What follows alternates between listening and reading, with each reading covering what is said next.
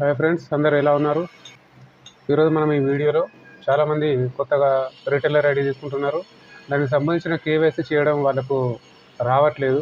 ఏ విధంగా కేవైసీ చేస్తే అది డన్ అవుతుందో, మీ ఐడి అనేది యాక్టివేట్ అవుతుందో ఈరోజు ఈ వీడియోలో చూడబోతున్నాం. ఓకేనా? ఈ వీడియో కనుక మీకు ఖచ్చితంగా ఉపయోగపడుతుంది. ఒకవేళ ఉపయోగపడితే లైక్ చేయండి, షేర్ చేయండి, సబ్స్క్రైబ్ చేయడం మాత్రం మర్చిపోవద్దు. ఓకే, ఇప్పుడు మనం ఈ వీడియోలోకి వెళ్ళిపోదాం.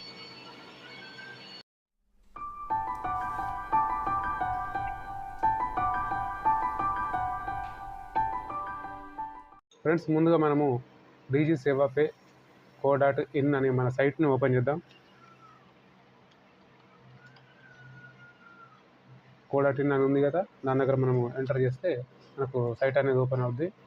చూడండి, ఈ విధంగా ఓపెన్ అవుతుంది. ఈ విధంగా ఓపెన్ అయిన తర్వాత ఇక్కడ చూడొచ్చు హోము, సర్వీస్ లాగిన్ అంటే మీకు వెంటనే అది యాక్టివేట్ అవుతుంది. కాకపోతే ఏఈపీఎస్ మాత్రం యాక్టివేట్ కావడానికి మీకు 5 నుంచి 7 డేస్ టైం పడుతుంది. అది ఎందుకు టైం పడుతుంది అనేది ఇప్పుడు మనం చూస్తున్నాం కదా. దాని తర్వాత బ్యాంక్ అకౌంట్ ఉంది, డౌన్లోడ్ యాప్. ఇప్పుడు మీకు మొబైల్లో యాప్ కావాలంటే మీరు మాకు మెసేజ్ చేయాల్సిన పని లేదు. మీకు ఇక్కడ డైరెక్ట్ మన సైట్లోనే డౌన్లోడ్ మొబైల్ యాప్ అని ఉంది. ఇక్కడ నుంచి మీరు డౌన్లోడ్ చేసుకోవచ్చు. ఇక్కడ రీఛార్జ్ అండ్ పాన్ లాగిన్ అని ఉంది కదా, ఇదొకటి. New user app and website అని ఉంది. ఇక్కడ కొత్తగా మీరు ఎవరైనా ఐడి తీసుకునేది ఉంటే ఇక్కడ నుంచి మనం యాప్ నుంచి మనం యాప్ అనేది ఇక్కడ నుంచి డౌన్లోడ్ చేసుకోవచ్చు. ఇక్కడ కేవైసీ ప్రాసెస్ అని ఉంది కదా, మీకు ఒకవేళ కేవైసీ ప్రాసెస్ మీకు అర్థం కాకపోతే నేను ఇక్కడ చూపిస్తున్నాను. ఇక్కడ కేవైసీ ప్రాసెస్ అని ఉంది కదా, దీని దగ్గర మీరు క్లిక్ చేయండి. క్లిక్ చేసిన తర్వాత ఇక్కడ చూడండి, ఇక్కడ క్లిక్ హియర్ అని ఉంది కదా, దీని దగ్గర మీరు క్లిక్ చేయండి. ఈ విధంగా మనకు 3 పేజీలు అనేవి ఇక్కడ మనకు ఓపెన్ అవుతుంది. వీటిని బట్టి మనం ఏదైనా చూసుకోవచ్చు. హౌ టు డూ కేవైసీ అని ఉంది, అంటే మనం కేవైసీ ఏ విధంగా చేయాలనేది. దాని తర్వాత ఇక్కడ KYC, if your KYC rejected contact admin first. అంతేగాని డోంట్ రిపీట్ కేవైసీ చేయొద్దు అన్నట్టు. ఓకేనా? మళ్ళీ కేవైసీ చేయొద్దు ఒకవేళ గంట మీకు కాకపోతే. ఓకేనా? ఇది చూడండి, hold Aadhaar and PAN if you in your hand. మీ చేతిలో ఆధార్ కార్డు, పాన్ కార్డు పెట్టుకొని ఉండండి. దాని తర్వాత ఏమేమి కావాలంటే మీరు ఏమేమి మీరు అప్లోడ్ చేయమంటుందంటే ఒకటి ఫోటో అడుగుతుంది. ఖచ్చితంగా క్లియర్ ఫోటో ఉండాలి. దాని తర్వాత date of birth certificate, Aadhaar కార్డులో ఫోటో క్లియర్గా ఉండాలి. డేట్ ఆఫ్ బర్త్ ఫుల్గా ఉండాలి. జిరాక్స్ ఏం పెట్టకూడదు. ఆధార్ కార్డులో, పాన్ కార్డులో సేమ్ ఉండేటట్టు చూసుకోండి. ఓకేనా? ఇక్కడ చూడండి, ఇక్కడ ఆధార్ కార్డు ఇగో మీకు ఇక్కడ చూపిస్తున్నా. ఈ విధంగా ఉంటే కేవైసీ కాదు. డేట్ ఆఫ్ బర్త్ ఇందులో చూడండి, నేను దీన్ని కొంచెం జూమ్ చేస్తాను.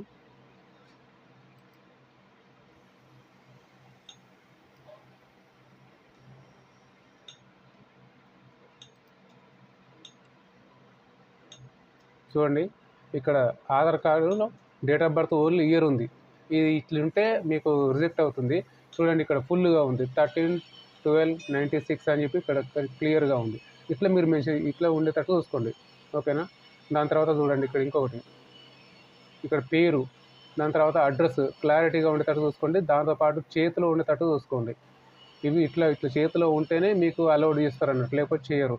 దాంతోపాటు ఇక్కడ ఏదైతే పేరు ఉందో ఆ పేరు ఖచ్చితంగా ఉండాలి. ఇది ఆధార్ కార్డుకున్న పాన్ కార్డుకి ఖచ్చితంగా మ్యాచ్ అవ్వాలి. మ్యాచ్ అయితేనే మీకు ఇక్కడ ఓకే అవుతుంది, లేకపోతే ఓకే కాదు. ఓకేనా? చూడండి, ఈ విధంగా ఉంటేనే, అంటే మీరు లామినేషన్ చేసినా పర్లేదు, కానీ క్లారిటీగా ఉండాలన్నట్టు. క్లారిటీగా ఉంటేనే మీకు అనేది యాక్సెప్ట్ చేస్తారు, లేకపోతే అలౌ చేయరు. ఇక్కడ చూడండి, ఇగో ఈ విధమైనది మాత్రం ఖచ్చితంగా, అంటే టేబుల్ మీద పెట్టి చేస్తే మాత్రం ఖచ్చితంగా తీసుకోరు. చేతిలో పెట్టుకొని ఉంటే ఓహో మీ చేతిలో ఉన్నట్టు అని, అంటే మీరు మాత్రమే చేస్తున్నారు అని చెప్పి నాకు ఒక ఉద్దేశం ఉంటుంది. కాబట్టి మీరు ఆ విధంగా చేతిలో పట్టుకోవాల్సి ఉంటుంది అన్నట్టు. ఓకేనా? పాన్ కార్డ్ అప్లోడ్ అయిపోయిన తర్వాత చూడండి, ఇక్కడ చూడండి, pan card, original pan card కావాలి. దాంతోపాటు క్లియర్గా ఉండాలి ఒరిజినల్ పాన్ కార్డు. ఆ పాన్ కార్డులో కూడా డేట్ ఆఫ్ బర్త్ ఫుల్గా ఉండాలి. జిరాక్స్ ఉండకూడదు. పాన్ కార్డులో, ఆధార్ కార్డులో ఏ విధంగా అన్నీ కరెక్ట్ సేమ్గా ఉండాలి.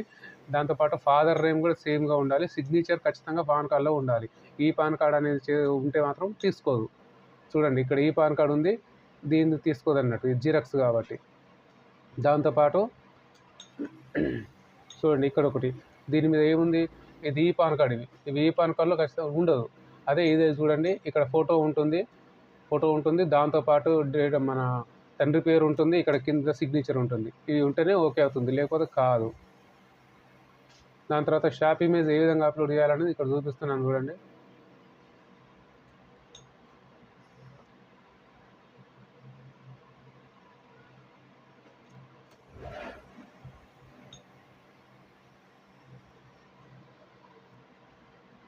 ఈ విధంగా నిలబడితే తీసుకోరు. ఈ విధంగా కంప్యూటర్ దగ్గర కూర్చొని లేదా ఇట్లా ఉంటేనే తీసుకుంటారు అన్నట్టు. లేదా మీకు కంప్యూటర్ లేదనుకోండి, ఏదన్నా ఒక మంత్ర డివైస్ మీరు ముంగట టేబుల్ మీద పెట్టుకొని తీసుకోండి, నో ప్రాబ్లం. ఈ విధంగా ఉంటే తీసుకోదు. ఈ విధంగా ఉన్నా తీసుకోదు. ఎందుకంటే దుకాణాల్లో కూడా పెట్టుకుంటున్నారు కదా, ఈ విధంగా ఉంటే తీసుకోరు అన్నట్టు. ఓకేనా. ఇవి ఇట్లా పెట్టుకోండి, నో ప్రాబ్లం. మీకు కంప్యూటర్ లేదా ఈ విధంగా టేబుల్ వేసుకొని కూర్చోండి, నష్టం ఏం లేదు. ఈ విధంగా ఉండండి, నష్టం ఏం లేదు. ఓకేనా. ఈ విధంగా ఉంటేనే తీసుకుంటాం అన్నట్లు. లేకపోతే ఈ విధంగా ఉండండి, ఈ విధంగా ఉండండి, మొత్తం క్లియర్గా కనబడాలి. క్లియర్గా కనబడితేనే అది అవుతుంది, లేకపోతే కాదన్నట్టు. ఇప్పుడు ఓకేనా. ఇప్పుడు మీకు లైవ్ లొకేషన్ పంపించమంటున్నాను కదా, ఏ విధంగా లైవ్ లొకేషన్ పంపించాలనేది ఇక్కడ చూపిస్తున్నాను చూడండి. ఇక్కడ మీరు వాట్సాప్ ఓపెన్ చేసిన తర్వాత ఇక్కడ ఒక చిన్న సింబల్ ఉంటుంది, దాన్ని ఓకే చేయండి. దాన్ని ఓకే చేసిన తర్వాత లొకేషన్ అని ఉంటుంది. లొకేషన్ దగ్గర send your location, current location అని ఉంది కదా, దీని దగ్గర మీరు క్లిక్ చేయండి. క్లిక్ చేసి పంపిస్తే సరిపోతుంది. ఓకేనా. చాలామందికి తెలియక చాలా పొరపాటు చేస్తున్నారు. ఈ లొకేషన్ ఎందుకు, అది ఎందుకు, ఇది ఎందుకు అని అడుగుతున్నారు. ఓకేనా. మీరు గుర్తుపెట్టుకోండి, ఇవన్నీ చేస్తేనే మీకు ఐడి అనేది యాక్టివేట్ అవుద్ది, లేకపోతే కాదు.